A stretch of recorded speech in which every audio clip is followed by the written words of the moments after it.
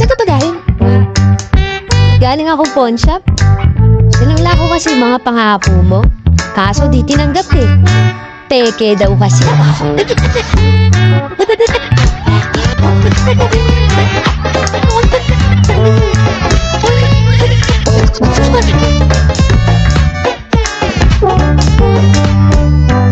Sabi nila, money is the root of all evil.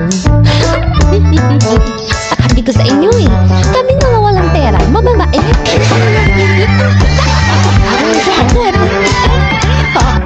Sabihin nila ako na hiligan kayo. Wait, nila ako pa. Be, ano na? Yung pinanin mong inggap at sama ng loob sa akin, nagbunga na. O ano, bunga na kitang harvestin, ha? Hindi ako tamad. Hinihintay ko lang na sipagin ako. Ading badi. Ading badi badi. Ading badi. Siguro hindi pa tapo ang mga win. Swerte naman ako. Showing out. Tinarayan ako. Pero ganun lang daw siya tumingin. Eh, kung sampalin kaya kita tapos sabihin ko sa yung gano'n lang ako umater. Naisip ko lang. Sa dinami-dami ng bayawan sa mundo. Hindi pa talaga ako din sa mundo.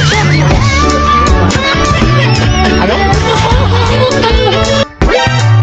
Badit ako. Hindi ka lang natutuwa sa mukha. Ako din naman.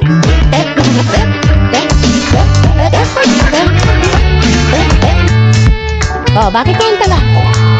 Niyaya po kasi ako ng mga office mates ko. Uminom lang kami. Lasing tayo no? Hindi ho, konti lang naman ininom namin eh. Ay, paano ba? Magkakaroon ng office mate ko. Wala ka naman trabaho. Day, ano ha? Maiksi lang ang buhay. Tapos pumili ka pa na maiksi.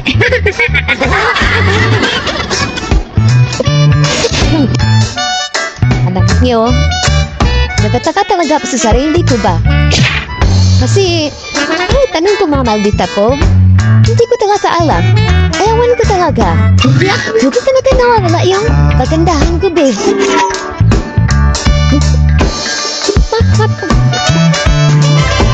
Hindi ako naniniwala sa kasabihan nakamamatay yung tinigit. Ha? Namungal ka? Hanggang ngayon, buhay na buhay pa rin. Pagamo? Ayan, iniba mo na naman yung kwento para sa'yo kumabulo yung mga tao. Hindi na naman si ate naglalaro ng ingil-ingilan. Akala ko, ang nanay ay inamunulahan na. Ba't parang speaker yung sa amin? What the ba?